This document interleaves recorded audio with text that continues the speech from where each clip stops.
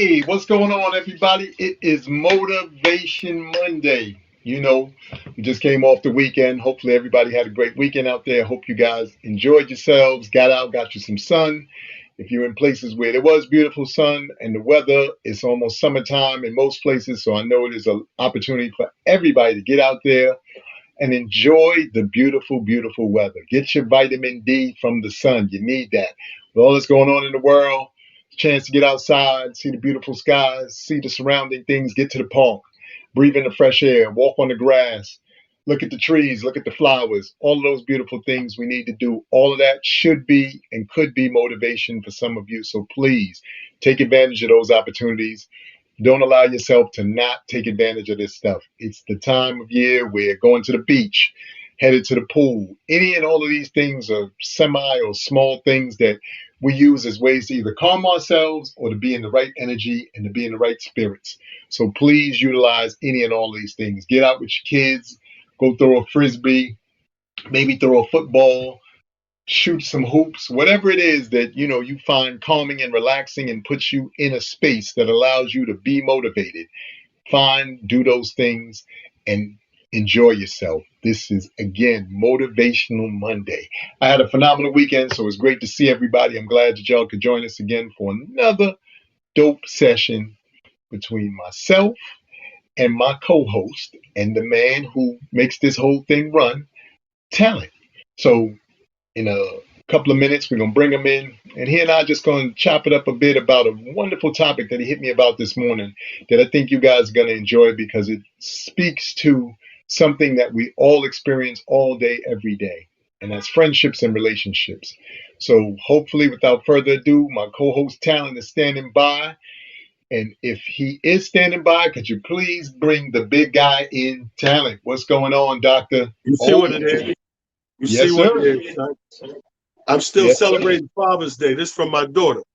Yes, sir. Shout out to my daughter Chelsea. She's so woke. She gave me a T-shirt said "Dope ass dad." Let me put the camera right now. I just had to show that off real quick. Welcome everybody. Welcome. Good. What's up, Peace King? First of all, Peace King. Happy Monday to you. Happy Monday, man. It was another good week, another solid weekend. Turned into a beautiful, beautiful thing yesterday. I told you these last few weekends have just been a collaboration of people coming up who no longer live here in New York, but in town and hit me on the jack. Yo, what you doing? Nothing. Let's get up. So yesterday I had the privilege of catching up with another one of my high school partners, my man Al. I saw my boy Joe Pope. Saw our boy DJ Authorized as well. And then last but That's not my least, dude right there. I saw my boy another friend of mine, DJ E Class, and then my boys Bam and the crew. So it was a good day yesterday. I really had a good time. It was a girls' gym that my boy Anton runs out of Williamsburg. So I got a chance to go over there and check the gym. They had a really good girls' game, a few girls' games going on and stuff. So it was nice. You know, the beginning of that sentence sounded like it was going to take a perverted swing. You know, it was a dope girls' gym over there. Girls' gym. This nigga's about to Sandusky this shit. All right, so listen. You mentioned beach weather. You know I'm coming from the beach because shout outs to my comedian comrade who actually made me cry at his wedding this weekend. Wow. Tommy Too Smooth got married on the beach in South Carolina, Myrtle Beach to be exact. Shout out to Tommy. Shout out to Sonny, his beautiful wife, his bride. And when he gave, everybody gives a little toast, a little speech. When he got to the speech about how he felt about who's in the room, and half of that shit was like directed at me, and he went into these details of what it meant. Like, don't get me wrong, I do a lot of good on purpose, so I know the good I do, but you never know the good you do. And I say that it's a very tricky thing. You know the good you do, but you never know the good you do. And what I say by that is you may know the general of the good you do. You may say, hey, man, I seen a homeless dude, man. I gave him $20. I feel good. I did something good today, whatever. But to you, it's just you gave a homeless dude $20. The impact of what that 20 did in that man's life, you may never be privy to that information. And on this man's wedding day, he made me privy. He made the whole room, basically, the whole wedding, group all of the family from both sides and friends and everything. He made all of them cool to me because I knew some of the stuff, but I didn't know to the depth of what I did in his life. And I'm just getting wet in the eyes and watering up and shit. And I'm like, I'm looking for it. And where's a drink when you need one? You know what I'm saying? Like, no edibles, no drinks, no nothing. I'm just like, man, I got it. But long story short, when things like that happen to me, it gives me these inadvertent epiphanies. And the epiphany that comes from the moment was I thought about everything I did that he said, and the impact of it all, and I could sum it up in something very simple. I seen something in Tommy that was very familiar with me as far as the talent, the hard work, the perseverance, and more important, the dedication, and what we always use the term "thug it out." When times ain't great, we still get through shit. We thug it out. So he had that thug it out in him, like I did, and for that fact alone, and his hard work and the work he would put in, his drive, I wanted to see him win. So if I could have any little piece in that along the way, I was going to do it. When I called Tell Me Down to 98.7 Kiss to join us on the radio, it wasn't in the radio budget. Like nobody in the office or my crew told me to do that. You know what I mean? Like I did that. And then when it clicked and it was working, as anybody else, I'm like, yo, people work, they need to get paid. But the company wasn't going to pay them. So it's okay. They're paying me handsomely. So I'm going to take some of what I got and I'm going to pay them. I'm going to create a salary within the salary. And I bring this up because today's main topic is two-part. I think we need for people to know that you must, and we've talked about this on different levels and tiers, but you must surround yourself and check your surroundings. And I mean people-wise, because check them. Do a checklist and see who really want to see you win. Part one is who really around you. If you really step back and thought about it and had to put money on it, who really in your corner? Who wants to see you win, for one? Part two of that is who would you in turn want to see win? I think a lot of times, and this is why you're going to get people that are paying attention and tuned into the show, you're going to get to meet our kids today, if you haven't already. And you're going to get them to hear the talk in their own voices and mind and thought process, because this is something we need to pass down sooner than later. Because when I look back to being in my 20s and 30s, I didn't really check my surroundings as good as I could have. I wanted to be around who was hot, who was lit, who was the shit, like who had it going on, who had the juice and da-da-da-da-da, all the wrong reasons. So I wasn't helping myself. Bro, don't get me wrong. I made it to where I am because of personal hard work, but not necessarily too much of a circle till later on. I started to weed out some things and better my circle and find that happy bubble place and space. But for the most part, in 20s and 30s, and I said to myself, knowing what I know now, why wouldn't we turn around and have a show where we pass this on to the ones that's coming behind us, Amir? Because we always talk about we want better for our kids. We want our kids to have it easier. We work hard so they don't have to. Well, if that's true, and it's nature, then this is part of that. Turning around to them right now, while they're in their late 20-something, 30, whatever, and saying, hey, kids, hey, stepson, hey, son-in-law, you know what I mean? Hey, and I'm going to bring in a couple of people. We're going to talk to them. The first two that we're going to bring in is my son and my adopted son. My son, everybody knows my son's been doing comedy about 3 years now. Talent, it's his born name, Talent Harris.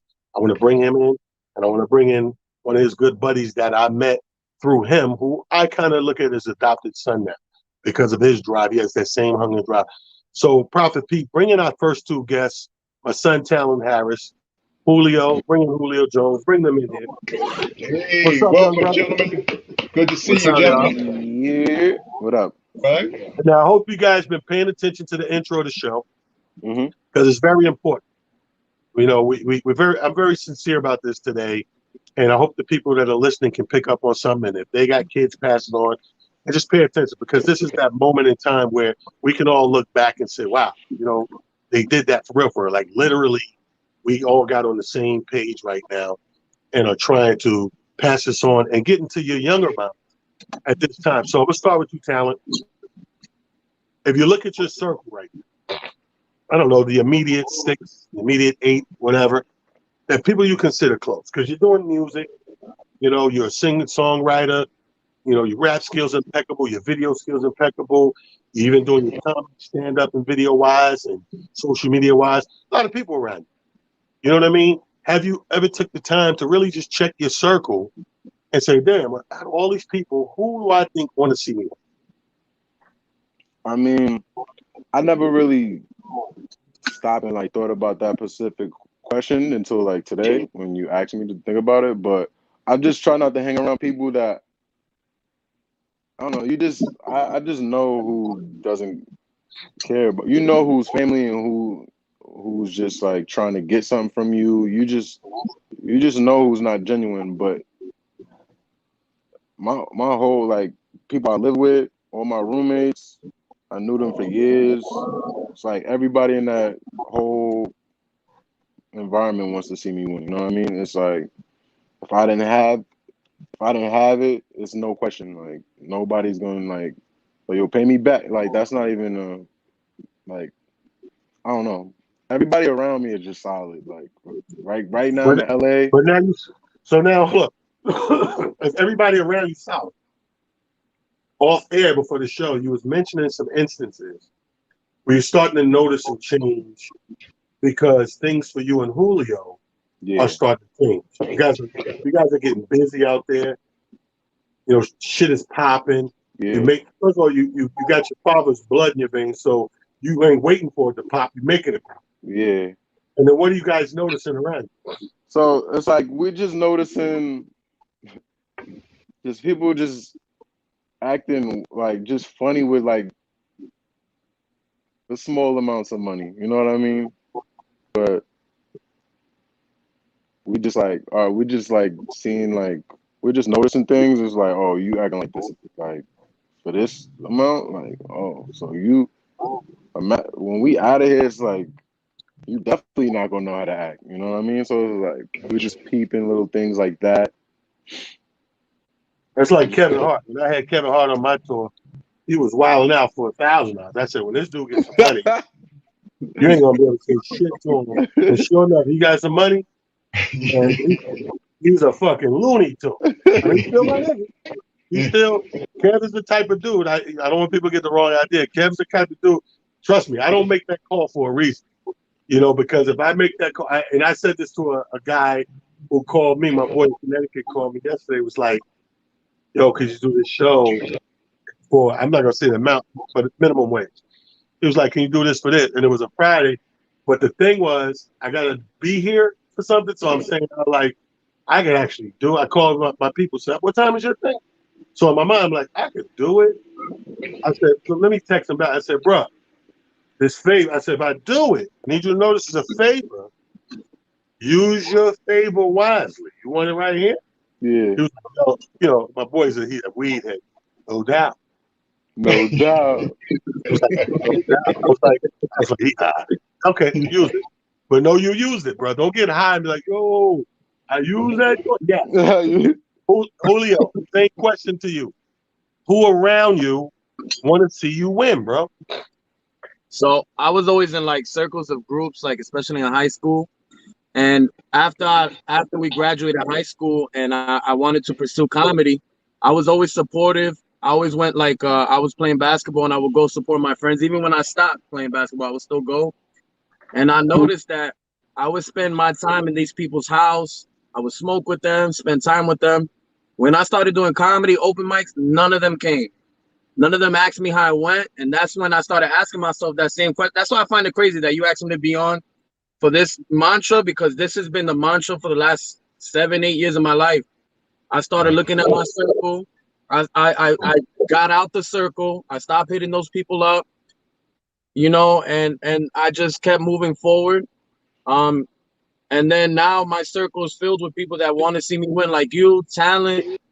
I always had a strong core. That's the only reason why I always ask myself these questions. Like I have my parents very supportive. You know, they may not believe in the dream of comedy, but they put me in the right places. I still live with them. You know what I'm saying? There's no more support than that. They feed me. You know, it's the little things. You don't have to come to my shows, but the fact that you allow me to go live in your house, pursue this dream, and, you know, put me in the right places. Like I got called for sanitation. So now I'm going to be working with sanitation overnight to continue to, you See? know, put money into my Talk your dream. shit, boy. So That's who want to see you win. The garbage. fact, my enemies now is Hey, the rats. I'm going to be out of there. That's hey, good money, man. son. Shout out to Julio, man. He stopped smoking weed. He ain't been Facts. smoking weed for like over a month. No, don't shout that shit out. That's mandated. Listen, you want to Hey, impress it's me? Do hard, that shit man. on. Nah, yo, you want to impress me? Do that shit on your own. Don't fill out an application that say you can't smoke weed and try to fucking come on this show and get points to that Hey, shit. man, First he of all, made. happy birthday! I almost forgot. Happy birthday to Alfreda Jackson in Rochester, one of our fans on here to watch us every single Monday. Happy Yes, birthday, yes. Alfreda! Happy Shout out. birthday, Alfreda. Okay, so let Happy me birthday. let me give you a perfect example. First of all, before I give the example, when I decided to go full time in comedy, this dude was 6 months in the belly. Okay. Talent was 6 months in the belly, and Tommy? no, Talent Jr. My son was 6 months in his mom's belly, Oh, shit. and I had to quit. I was quitting the job. They had pissed me off. I was trying to do both, and then it got to the point where I had to make a decision. Kim had him in the belly. He was 6 months. He was about to be here in 3-4 months. I'm leaving a job with benefits, 401k. We're diving into some shit. I'm not in the union yet. I don't have zero benefits. My rent's $1,000 a month. When I took out my 401k after they smacked the shit out of me with penalties, I had $6,000. I mean, I had 6 months just for paying rent. I had no longer than 6 months to make it happen, or I was going to be back to find a job because he's coming out. He needs care. He needs pamper. He needs, you know what I'm saying? So I was going to have to do the thing. Now, as far as family and who wanted to see me win, I cannot go inside my family's individual brains and say, oh, they knew it was going to pop or whatever. Whether they did or not, the one thing I always love my family for and give credit for, nobody ever said that shit out loud. Nobody ever said, are you fucking crazy? Like, nobody ever, not even drinking, like, nigga, you out your fucking mind. It always was like, yeah, that's what's up, that's what's up. And next thing you know, in that fucking 1 year span, I made more money in that year than I was getting, and I was getting money at the job. And I made more with the TV crew, just hustling, doing the stages, and making bones for myself. Now, here's the thing. Here's a good thing I seen last week, and Amir, you could appreciate this. I think I sent it to you. It's a video of Steven Jackson, ex-NBA star, explaining what ended his NBA career. Now, You didn't tell it to me. Okay. if it's accurate, you know, it's fucked up, you know, that Popovich did this to him. But I still think Pop is the greatest coach that I know in my lifetime. But he said when he was on his second or going on his third year with the Spurs, he said at the time in practice, Pop was trying to push Ginobili, and I want to say Danny Green. He was really trying to push those guys to be the guys, right? He said at the time, it wasn't playing that great. He said, but in practice, he was fucking crushing. He said him and Tim Duncan got like this, they was fucking great teammates or whatever.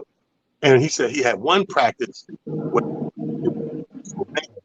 he just knew. He said, I know there's no way I'm not starting. You know, he said they're in the playoffs, and he's like, I'm about to be fucking starting in the playoffs. He said he got the call to come up to the office and talk to Pop. And he said he got to the office to talk to Pop.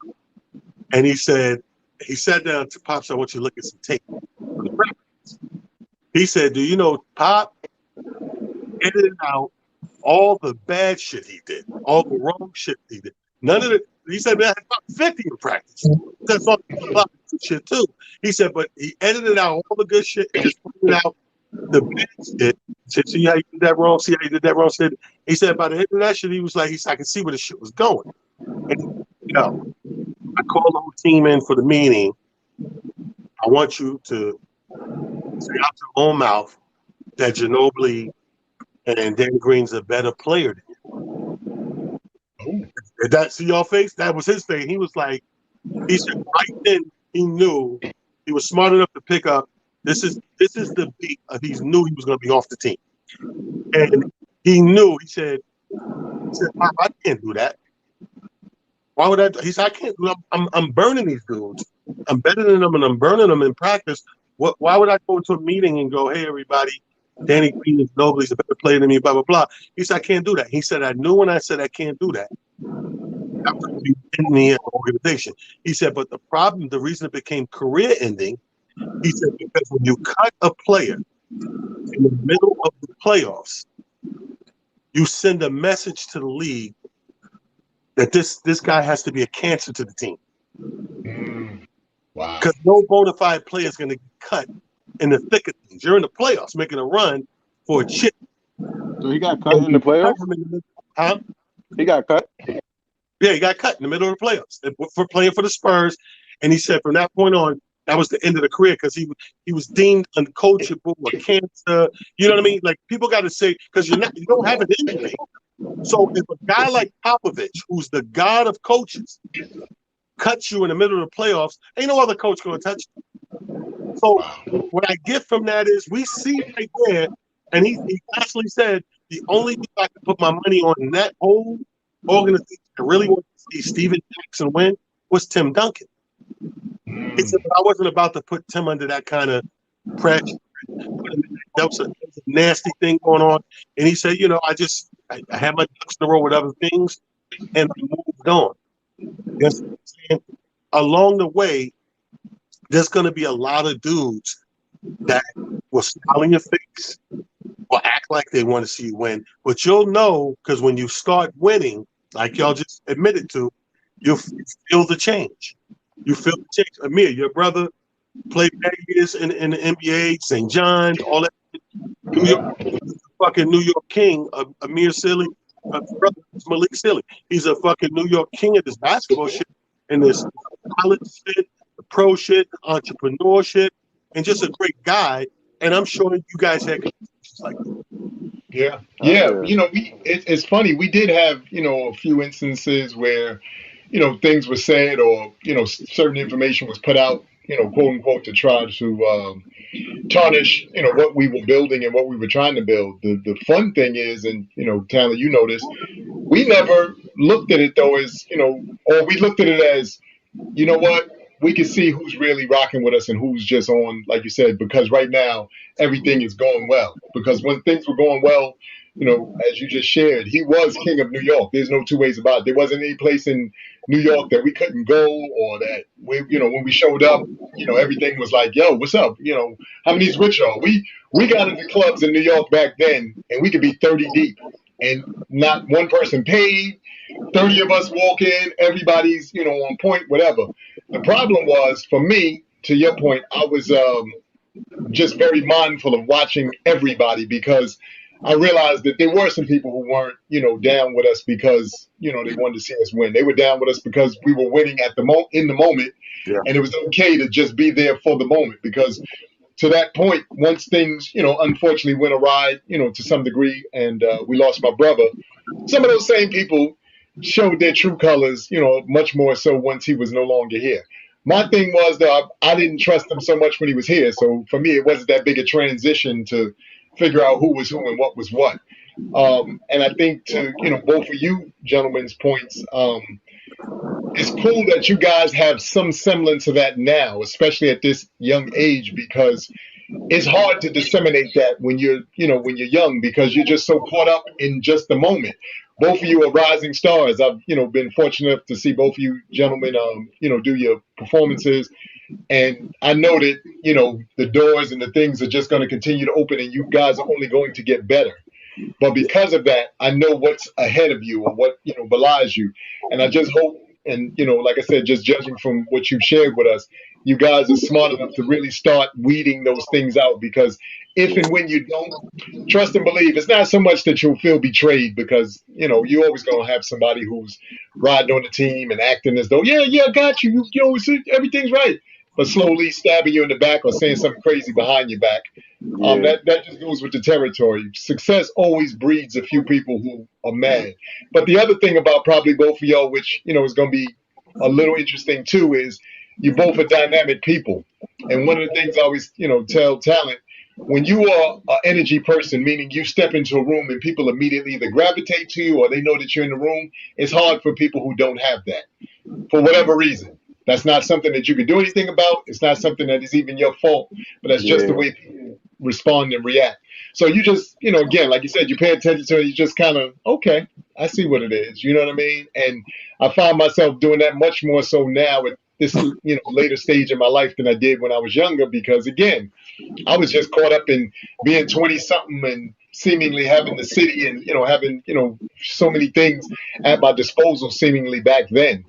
But now I'm, like I said, I'm much more aware of who and what. But I'm glad these dudes are way younger than us. Get to Yes. be way, but I say that to people. People ask me about my son's comedy, and they go, "Was he good?" The people didn't see him yet, and I'm like, the dude is not just good. Like the one thing that stands out is his subject matter, where he's coming from, only 3 years in, is way. It probably I probably was talking like he's talking now, more like 8 years in. You know, Mm. because our shit was more goofy. Like our Yeah. subject matter, we didn't have it. It was. If I look at it now, I don't even call it subject matter. It was. Did it make people laugh? Yeah, but that just means everybody else was in a goofy state too. That's all that means. But when I watch him and hear what he's talking about and how he's presenting it, and the setup, and the middle, and the knockdown, and the punchline, he's talking about fucking shit with substance. You know what I mean? And it's only 3 years, and they're only the age they are now. Julio, answer me this, riddle me this. Other than talent, because you guys are tight and you guys put your noodle together all the time, making shit happen. Who is it out there that in turn you look at and say, you know what, I really want to see this motherfucker win. I like what this person. It ain't even got to be comedy. It could be a friend of yours open the fucking hot dog stand, and you'd be like, yo, oh, I want to see him do it. Like, you know who I want to see win? So hot dog stand. The nigga on TV with the wet teddy bears. You see the commercial? Nobody bought this shit. One nigga bought a teddy bear. But Julio, all jokes aside, who you want to see win, bro? I got three people, and those three people, hands down, my father, my mother, my sister. My sister just graduated. She did. When she graduated high school, she went to a high school that was more advanced. So she graduated high school with an associate's degree. She just got her bachelor's degree in 2 years in college. Wow. She always keeps her head in those books. She does everything the right way. She's a good person. And then on top of that, my parents, hardworking, blue-collar people. My mother's a hospital worker, never misses a day, even when she's sick. My father never, you know what I'm saying? He never, ever told me anything. He always went to work. They always allowed me to chase my dream. And those are the main people, besides my brother Talent, those are the main people that I want to see them win more than anything, because even when they were losing, they always looked out for me. So those are the top three, my people right there that I Talent always right think there, about. same shit. I know you want me to use somebody else besides Julio, but recently, all right. So I've known Julio for about 2 years now. So when I met Julio, I don't know, we just was getting booked together. Eventually, we just met each other, clicked, and it was just like history from there. I felt like I knew him my whole life, pretty much. I felt like we was in high school together. It's like comedy chemistry, unmatched, like same sense of humor. So I've been working at Caroline's since 2019. Caroline's on Broadway, and so while I'm out here, one of my coworkers, so I won't say the person's name, a big comic, does a show, brings the staff out to a bar afterwards. So said big comic, his entourage, they're discussing who possible people to open up for him. And so one of my coworkers, eavesdropping, not in the circle, just Julio's name comes up in the conversation. So like that just made me like hype as shit when I like. I'm like yo. I'm like, yo, where? And they talking about they was mentioning our show, Bowery Electric. I'm like, yeah. I sent That's the good. screenshots right to Julio. I'm like, yeah, bro. It's time, my G. Be ready for that Yo, call. I'm like, be yo, ready for that that call. dude. Let me tell you something. That dude right there, B. And this is part of the reason I adopted him. Feel like he's one of my sons. Is I've stood on the side of the stage more times than I got on fingers on the hand.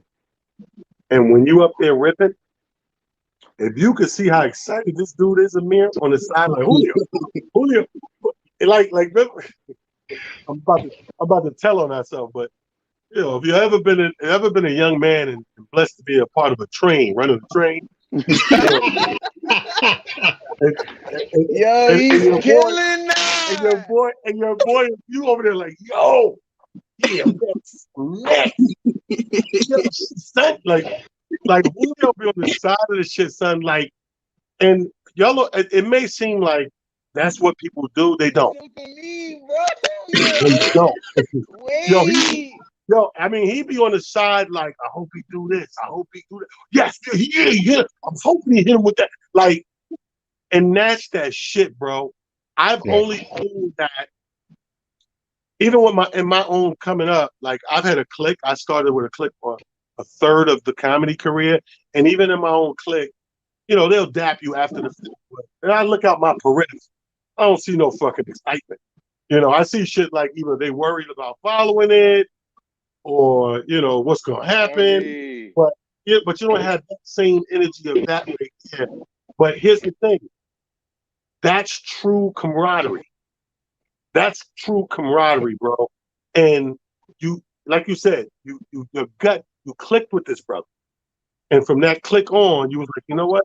It just started to naturally, organically grow into that clicking on and off stage, into that family atmosphere and everything. Now, when y'all do videos, y'all doing them together. You know, y'all go out just for drinks, y'all doing it together. Y'all go tell jokes, you're doing it together. Y'all just pop by a room, y'all ain't even booked on the fucking show. You'll do that together. That's something to be said for that. We're really actually friends. So it's like That's what I'm saying. beyond all this shit, like it's my bro. And I also want to say I want to see my mom win. I should call her probably after this because my mom has been a nurse for I believe what I don't know 30. Shit. As long as I've known it for more than 30. So my mom has been an LPN for like 30 years. And so my mom has been going to school, like gradually taking classes so that she could become a registered nurse, so she can make more money and just like she'll get more pension when she retires. So she just recently graduated. Shout out to my mother. And yeah, I definitely just want to just be able to pay my mom back and, you know, get her right. See, She that always be goes a long way, my bro. mom, Like my your mom. mother's on my list of people I always wanted to see win. Whether we was together or not was irrelevant. Like, and that's something to be said for that shit too. Like Amir, when you look back at people you have relationships with, you know, exes, fiancés, wives, or whatever, if they good people, you still want them to win. Whether y'all together is irrelevant. You know what I mean? They good people, and they Facts. work hard, and you want to see them win. Yeah, Yeah. no, you're absolutely right. I mean, I can, both of my children's mothers, I'm always, it's funny that, you even bring that up because my day starts with prayer for technically everybody in my immediate family. And then I always say to all the people in my extended family, which Talent Junior, you, all of y'all are, part of that. But I think to myself every day, the real reason why I also always want to see everybody win is because I'm like, if we're all winning, then there's no reason for anybody to feel down or be sad or be upset. Not to mention, we also then have each other's back. So no matter what's going on with somebody else within the circle, we can help. What you need?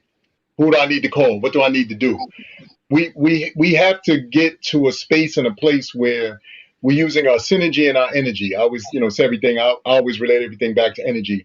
But we have to get to a place where we understand that our synergy and our energy is so high that you just can't fall. There really is a level that you can get to.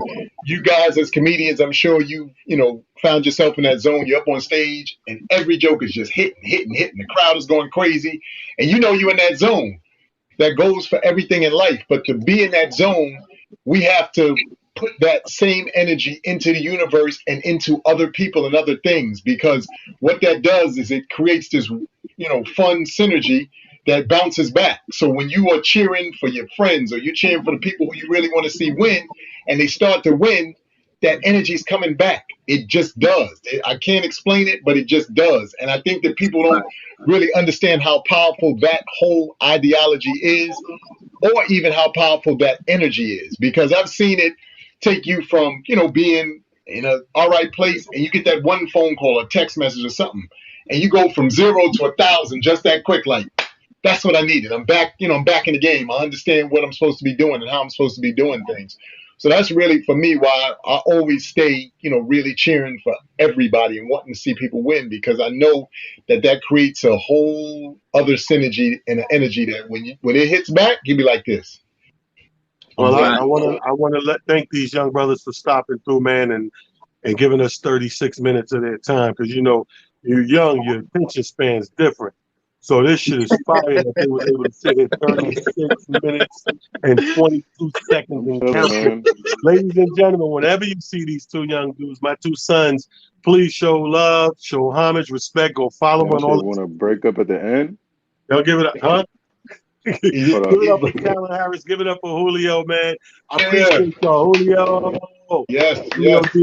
Talon Harris. Give it up. I love you. All right, love y'all, man. Love y'all. Yo, Poppy. Appreciate y'all. Thanks, Prophet Pete.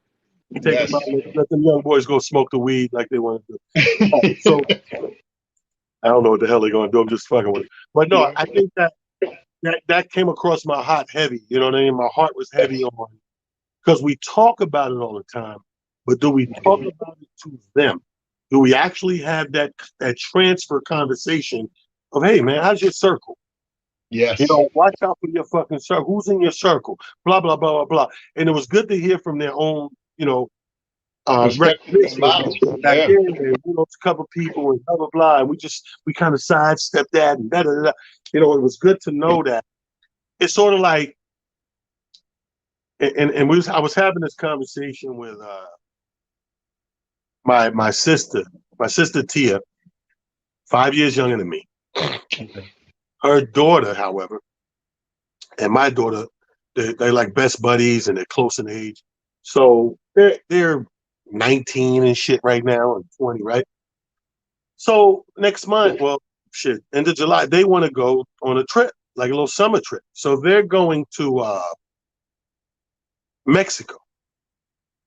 Okay. About 4 or 5 days. Wow. So now I told my daughter, yeah, okay, I'm gonna pay for it, right? And normally the money is my biggest concern. You know what I mean? Fuck, I gotta pay. But this time, the money ain't the biggest concern. My big concern is like, damn, my baby gonna be in Mexico, another fucking country. Like, I'm worried, like, right? So I'm and my sister's like, which is weird because I'm the dude and she's the girl. And she's like, let them go and having fun and that. And I'm like, yeah, but, and I'm saying all the shit that could have. She's saying, well, I just told them blah, blah, blah. Yeah, but to me, it's always like, I can tell you one thing, but are you going to apply it? And they're like, T, you gotta let go and trust that they will. Like, you know what I mean? You just have to. Like, that's part of leaving the nest, so to speak. But you know me, I got 3 girls, I got 3 boys. And for whatever reason, when it comes to the girls, because I know that this sex trafficking, human trafficking shit's an all-time high, and it could happen like that. For whatever reason, that shit's just always on my mind. I hope it goes well. But the same, like, perfect example, my oldest daughter is supposed to be on here today. Chick ain't making it. So I don't want her to win today.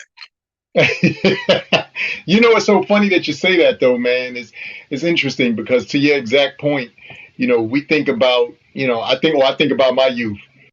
Just trying to go out of state when we was in our teens and early 20s was a major move. Son, you going down to Miami? You know what I'm saying? Out of the country wasn't even a train of thought. I remember when going out of the country happened for the first time, and that was, with the Memorial Day weekend joint that used to pop off every year, and whatever happens in Cancun stays in Cancun. We know how wild it could get. But at that point, we were all grown. So, you know what I mean? So while it was a scary situation, we were much more, older and a little more worldly because we had done clubs and we had, been around the country a little bit and, had the opportunity to, see and do some things. So it's kind of funny that, you bring that up because I think to myself all the time the same thing. Your daughter, and, I have two. I feel the same way. It's not that, I don't want to see them enjoy the world and be a part of what's going on. But we do have to, be a little more aware of things as they go on, only because there are some interesting people who, are out here in the world and, trying to do things that may not seem as nice as, we'd like it to be. So I always keep that in the back of my mind as well. So that's wild that you brought that up, man. Wow. Yeah, because here's the thing, and I'm on my way when this conversation comes up, by the way. We're in a Uber on my way to my youngest daughter's little graduation dinner they have for. I missed the actual ceremony. Hold on, another story. So what they did for me, and thank you, Lord, for letting it happen. So what happens is the information got lost in translation. So when they follow up with me, it's Monday. The thing is Saturday. I'm like, I'm not even here. I'm not even here now. I'm not going to be back. Well, so now it fucked with me that whole week, right? Knowing I missed it. So right after that, my daughter hits me and go, oh, but next Friday, we're going to have a dinner, because everybody couldn't go to that to congratulate that. And I'm like, fuck, Friday, I'm not going to be here. I said, can you please see if your mom can move it to Thursday? If your mom can move it to Thursday, I'm there. And by the grace of God and the powers that be, by the powers of Grayskull, it got moved to Thursday. So last Thursday so we're on the way to that when we're having this conversation. Now, to Shauna's point, Shauna said, listen, first of all, thank you, Sharonda. Sharonda said that you're her father. She's always going to hear your voice here. Yeah, I know sex trafficking and all that shit can happen anywhere at any given moment. Trust me, I know. I was a very, very wrapped in a close call of that. So I know it can happen anywhere, but as a human being and a citizen of this country, you're gonna feel helpless when it happens, but you're gonna feel super helpless when it happens it's like a cop out of your jurisdiction. You feel like, even though you're a dad, you feel like if it happens, something happened in Mexico and I'm here, I feel like this is out of my jurisdiction. And I know goddamn well when I jump on a plane to go over there to try to whatever, it's gonna be heaving hot water. You know what I mean? It ain't gonna be like you going to the local police department and knowing a few people and maybe getting some extra whatever. I'm not gonna talk any further about it. I'm just saying that it's natural as a dad. Again, I'm gonna let him go. I'm not gonna stop and be the guy. I'm not that guy. Yeah. But I'm the guy to let you know how I feel. I'm not gonna be the guy to stop the shit. Is whatever. But back to the original thing is, my kids, I want to see them win because of different reasons. Like each kid is his own. I hate to compare them, Amir, but they're like my dogs. They're exactly like my dog. I know nobody's gonna understand that, but dog people. Each dog, there's fucking 8 dogs now in this house, right? Because of the puppy. For the next couple of weeks until those puppies get 7 weeks and they can go. But I got 5 dogs, and they remind me of 5 kids because they're 5 different personalities. And as I looked at them just through the course of the day, sitting here working and watching them walk around and do certain shit, I'm like, they're all different. Like, this one does that shit, that one don't do that shit. This one loves to do that, that one don't fuck that. This one could be around, this one can't be around. You know what I mean? So, like, it's like when I grew up in my house with 5 sisters, all them bitches couldn't be around each other. So growing up, no matter if I was fighting my brothers or fighting my sisters or they were fighting each other, deep down inside, we still all wanted to see each other win. Yes. So when my sister, perfect example, is one of my older sisters who lives in Charlotte, Teensy. We call her Teensy. Teensy had a rough patch where, first of all, she had a great past that turned rough. You know, she got married, everything was going good, had the kids, you know, the husband had a great job, and this was, you know, a mistake that, well, now it's a mistake, but back in the day it was the norm for a woman to get married and be the homemaker. That's a job. The homemaker is a career, believe it or not. I know a lot of people say, oh, that's what you're supposed to do. No. If one person is going to do all the work and shit, and then one person got to stay home and do all that work, job too, right? So what happens back in the day, if that relationship don't work, and they got to get a divorce or they get separate, whatever the case may be, the reason why you see all these separations, divorces, where the woman gets a lot of shit out of it, 50% and all that, because she's left at a deficit. She's did 20, 30, whatever years without a traditional job. This homemaker's a job. So now, if you honestly think that you're about to split and leave this lady dick in the dirt with zero, come on. She raised your kids, she blah, blah, blah. Like, so that is what happened to my sister, right? So they split. And there was no real mercy for her, but I guess her thing happened so long ago. But at the time, they had moved from this way and got a house down in Charlotte. So when it's happening, here goes the rough patch. He wins custody of kids. She's fucking floored. And her whole fight in existence is to stay relevant and stay on the same level with her kids. You understand what I'm saying? And by the grace of God, her kids never forgot that. They seen that fight. They loved her for that fight and that struggle that she never let go. Even if the judge said, you stay here, she never, I mean, my sister put her foot to the pavement. She got job after job. She's in the hair salon. She's in the beauty salon. She's in Walmart. She's in this. She did everything she could and sustained over the years. God, by the grace of God, remarried a great dude, my brother-in-law, John, a greater dude, let me say that, and got everything that she had, but tenfold. Yes. And that was a woman that we wanted to see win. And a woman that, for my whole life, I call her Jesus' niece because, you know, she loved her church. But for my whole life, for the life of me, since being able to stop sucking my thumb and say, Dada, mama, from knowing her from that existence, she wanted nothing out of life but to see everything around her win and everyone around her win.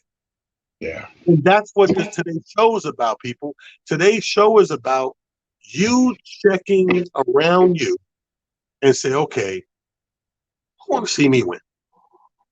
Yeah. You know, in school, they always take attendance, right? Mm-hmm. So here, absent, you know what I mean? Remember how you yelled out absent for the people who wasn't there? Like Jamal Brown and two people absent. Anybody absent? But we felt like it was our job to do that.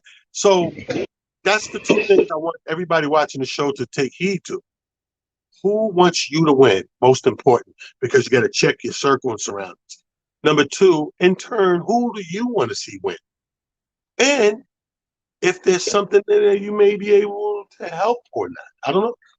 Yeah. You know, that is absolutely huge. You know, you make a very great point with all of that. I know, you know, for me, I've been, you know, since childhood, like I said, I was always, you know, the peacemaker and the calming force, you know, since I've been in grade school. And always, you know, kind of like, giving people encouraging words and, you know, things of that magnitude and things of that nature. And I still to this day, you know, I'm like that.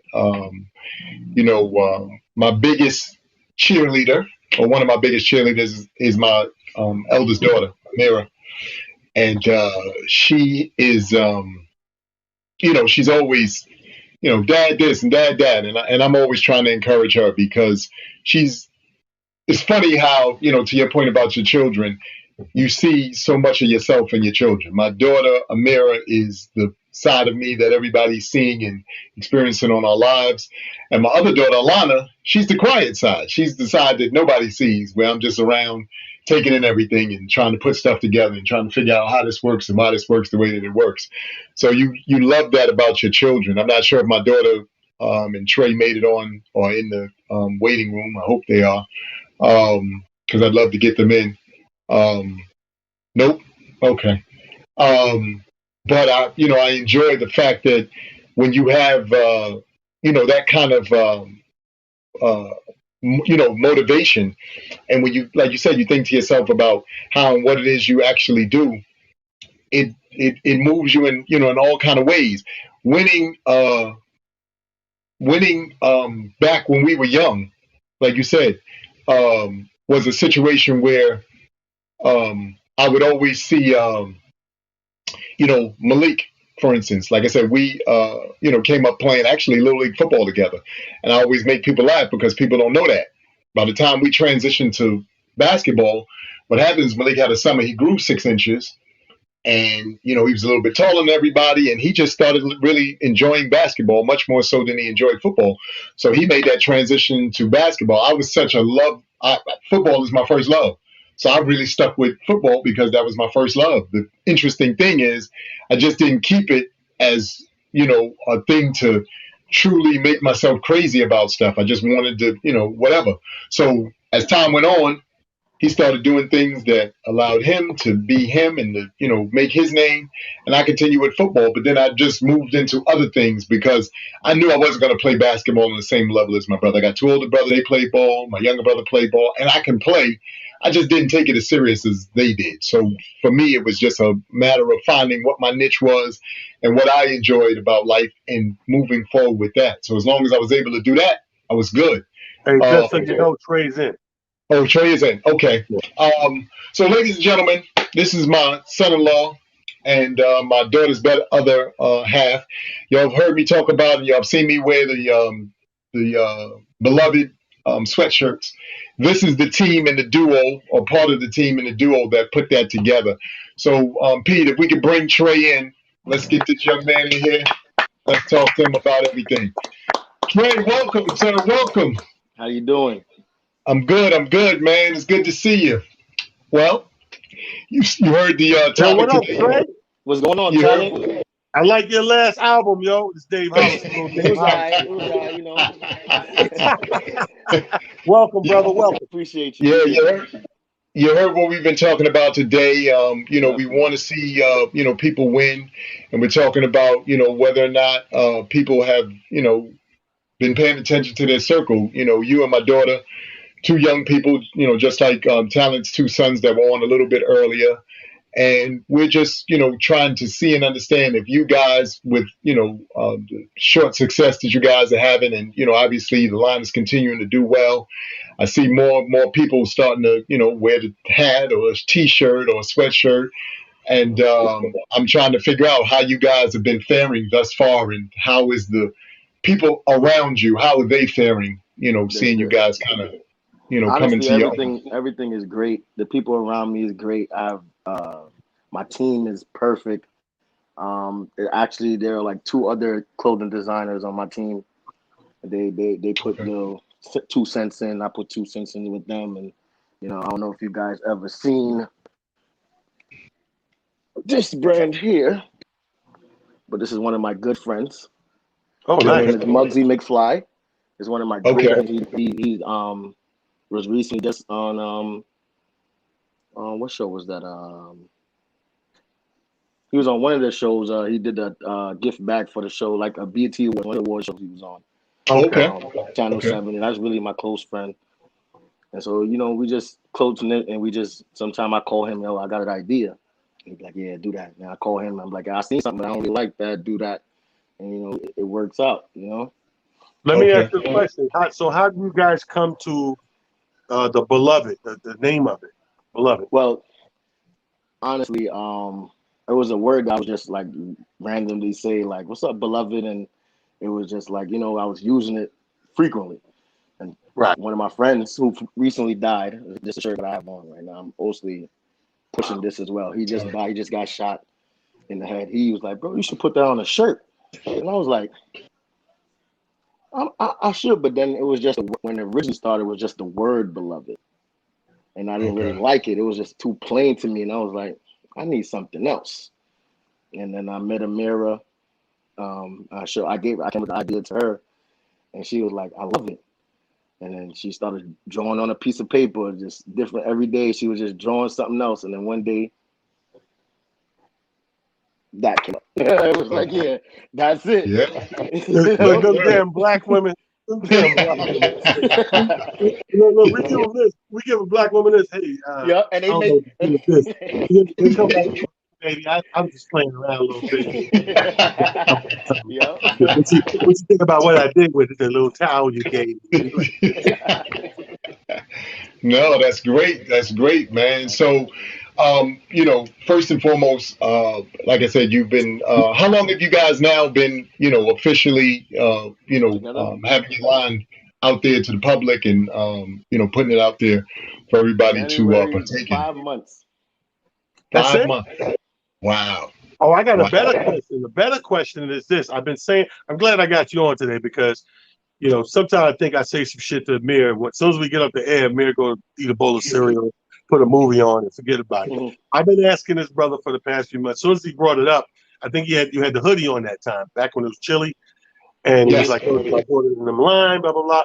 So I was like, yo, we just opened a storefront in Brooklyn with Ray DeJean. And all us black people with lines, I got my It's Just Comedy brand. He has his Laughaholics. April Walker has Walker Wear. Trying to get your guys' line in the store. Okay. Because right now, coming in at this, he just opened up and it's fresh and everything. Store's only a month old. So right now, he's not per se charging people to put it in the store. He's just, making a few dollars on top of whatever the shirt is. Whatever shirt. Or the garment is. So want to get that in there sooner than later so you guys are represented. You know what I mean? Definitely. I appreciate that. I'll definitely get in the store. That would be perfect, talent. So let me go back to the theme of the day is this. Who want to see you win? And who would you like to see win? I want to see you guys win, of course. I want to see my better half win. She has to win. I'm going to make sure she wins, of course. And all my friends that's here, all my friends that helped me along the way, I have to see them win, of course. There's too much names to list. It's way too many names. That's a great circle, bro. It's probably like 15 of us, to be honest. That's great, to be honest. And it's 20 years or plus. We all talking about. We started playing soccer together, pee-wee soccer, pee-wee basketball, and we and we still friends from then. So see that, and Amir, that's true love right there. He gave us his towel. He gave us towel, bro. Yeah. And let it work from there. I say all the time, I think, to a point Tyler made earlier, and this was, one of the reasons why obviously we wanted to have you guys on here as well, is because he's right. We have to, start imparting this information on the generations behind us so that we don't find, our next generation sort of caught in a quandary of trying to figure out certain things. Why? Because the information was presented to you. Information is something that now is, within the family, and it's something that you'll continue to hopefully pass on, or they'll continue to hopefully pass on, so that this way nobody's caught off guard. Early on in everybody's career, we find ourselves trying to figure out a number of things just because that's what life does and that's how life is. But the beauty of it is when you have elders, such as myself and Talent, and I'm only calling us elders now because in our circle, we're OGs, quote unquote, or to your generation, we're OGs. And I see all the time a lot of memes and, various things saying how important it is for the OGs. And this is for the aunties too, because some of you, older women are called aunties or whatever. But we really do have to pull the coat of the generations behind us, because if we really don't, we lose the each one teach one, and we lose the biggest thing, which is giving them a leg up in trying to help them steer and get around things that we know are coming their ways, because it's just a part of what life has to, offer. But if we can kind of give you something to keep in your toolbox, keep in the back of your mind, so that when you do find yourself faced with these things, you're great, or you at least have that to work with, that's priceless, man. And that's why I think that this topic today was so powerful and so impactful, because this really was an opportunity for us to do just that. For, like I said, not only our children, but for everybody who's going to see and be impacted by, everything that they see and hear with this, live that we're doing. You know what I mean? Well, we applaud you, bro. Yes. Thank you, man. Yes. We Thank you. applaud I you. Keep appreciate up the good work, man. And for Appreciate you. real, let me know so we can get you guys connected. Get it, Definitely. you know, even if it's just, it ain't got to be a bunch of pieces. Even if Yeah. it's three of each size. But, you know, and here's my thing that just, you know, epiphany that came to me, just keep looking at the word beloved, and you can run with this shit. Like when you hear the word beloved, you think of family and unity, right? So Right. imagine the And love. beloved has different annexes in the line. The Mhm. beloved daughter, the beloved Yeah. son, beloved Yes. family, On the beloved way. mother, beloved father. On the Run with way. that shit, bro. On the way. Run It's with on the way. Do me a favor, Trey. Do me a Yeah. favor because you know, I want people to also be able to find you guys and to you know, see the merchandise. So do me a favor and please, you know, tell everybody how they can follow your line, follow the brand, You and can let follow me everybody know. on Instagram at beloveddrip.ny. You can find me on Facebook, beloveddrip.ny. Website will be up next Monday. I'm trying to work on that ASAP. I'm also dropping D-shirts for my friend under the Beloved Drip line. It's just a collection under the line. It's for my friend Bad on Mother's Day. All the proceeds gonna go to his back to school day that I'm gonna throw next year. So that's it, man. That's what I'm going for. Hey, man, nothing but the best for you, bro. Appreciate you Trey, guys, hold it Yes. man. down, man. Hold it down, Thank man. you. You did the right thing with the towel, bro. Yes, I Yes. did. I Yes. thank you. Yes. Yes, sir. Respect. Yes, Y'all sir. give Appreciate it you up guys, for Trey. man. All Appreciate it. right. Thanks, All King. right. Appreciate you. Peace. Peace, King. That was awesome, man. Yeah. See, that's what I'm talking about, bro. It's just that simple. Like, you know, people with shows, they go up above and beyond and try to entertain and this, that, the other. Knowledge is entertaining, bro. Believe Yes. it or not, knowledge is entertaining, and people don't understand that. Like, each one teach one, pass it down. We say it all the time. But how many times do we literally get our Yeah. kids face to face on the phone, on the computer, FaceTime, and say boom, boom, boom? You know, I mean, we always, hey, how you doing? How was your day? You cool? What you up to? Blah blah. But an actual jewel dropping situational session. You know what I Yes. mean? And the last thing I'm gonna say before I let you do the closing remarks. I'm gonna tell you something funny that made me laugh not even last week. What's today? Like 2 days ago when I first got to South Carolina. So I'm booking this show for my boy in Philadelphia, and he wanted Coles from Martin. You know, the sitcom Martin, my man Carl Payne. Yes. So it's like, yo, I want Coley Coles on the show, man. See if he can do it. He got the date available, blah, blah, blah. So I calls him. So he finally calls me back. And I'm telling him about the show. Yeah, the show. And I said, yeah, I think I can do that, T. That's what's up. But then right out of that, like not even a pause or nothing, go, but, you know, other than all that, how you doing, man? Like mentally, like, how you holding up in all this bullshit? How you doing? So I said, brother, it's crazy you asked. I said, brother, I'm fantastic. Like, I said, for some reason, God's blessing me, bro. Like, you know, I make a joke about it. I'm like, yo, for some reason, God fuck with me, man. Like, he really like me, fuck with me, right? So he goes, yo, me too, yo, right? So I said, yeah. So I feel good about that. I said, at least I know, you know, when it's all said and done, I got a spot upstairs, right? The nigga said to me, unless, he said, what if God, he fuck with you, but he only fuck with you down here? He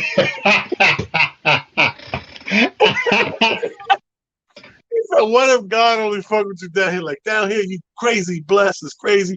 But when you go up there, you be like, yeah, it's me. God be like, like, Yo, that is yo, we laugh hilarious. so hard because, and right after that, we laughing because we like, you know what's funny about that?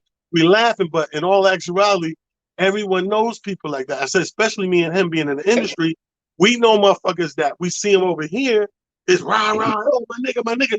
And then you see him over here and it's like, yeah, whatever. Like, and you're like, yo, what the fuck is that with this dude? Sometimes they could have been high. Sometimes it's a territorial thing. You ever notice that?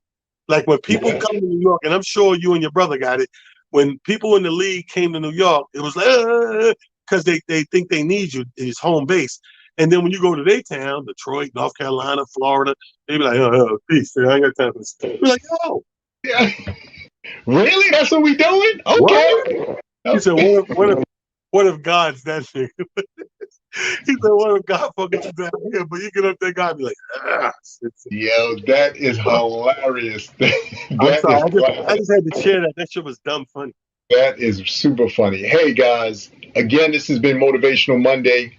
I hope y'all took snippets and bits and pieces away from this, as always. Tal and I get on here and we bounce things off of each other off air. And we get on here every Monday with the true passion for not only motivating ourselves and one another, but motivating each and every one of you. I give you all kinds of beautiful things and ways to, divulge and to put yourself hopefully in spaces and in places that allow you to truly be the best version of yourself you could be. And not only that, share that within your circle, because, as we put on here, who in your circle is cheering for you? Who really wants to see you win? How much do you pay attention to that when you're in those moments? Because it is imperative that you do, because trust and believe, some of you may or may not be having your moments in the sun, not because you don't deserve it, not because you're not worthy, but because the people around you are draining the energy that would allow you to have those moments. That doesn't make them good people, doesn't make them bad people. They are who they are. But once you figure that out, once you know who they are, place them accordingly. Put them in order where they need to be. Doesn't mean you got to delete them. Doesn't mean you got to keep them. It just means you figure out exactly where they need to be placed. Because what happens is, as you bring more and more of the people around you, talent wins, whether y'all believe this or know this or not. This man has been on the road since the start of things opening back up. And he books guys and people for various shows all around the country, even while he's doing what he's doing. So he can't help but win, because he's putting out all of these various places for that stuff to ping back. That goes to what I said earlier in the conversation. When you're doing good, Talon has said it on several occasions, there's the bank of karma. It's never closed, always open. So when you're doing good, when you're calling up that friend to cheer them on, when you're calling up or cheering your kids on, or whoever or whatever, trust and believe. The universe is paying attention. And I told y'all, it only speaks one language. It pays out what you put in. I'm going to say that again. The universe speaks one language. It pays out what you put in. So do yourself a favor, put in the right things, so therefore the right things come back. And they may or may not come back to you. I always say this, that's the disclaimer. It may come back to your children. It may come back to your parents. It may come back to people within your circle. So cheer even harder, because that's going to keep it going. I say this with love and prosperity on everything that I love. I tell y'all every week, it's nice to be important, but it's much more important to be nice. Y'all take that with you, and I promise you, you'll go further, get more accomplished, and more things done than you can ever imagine. But you got to believe in it, and you got to live by it. I love you guys. It's Motivational Monday. This is what we do. I love this show, and I love you guys. Salute.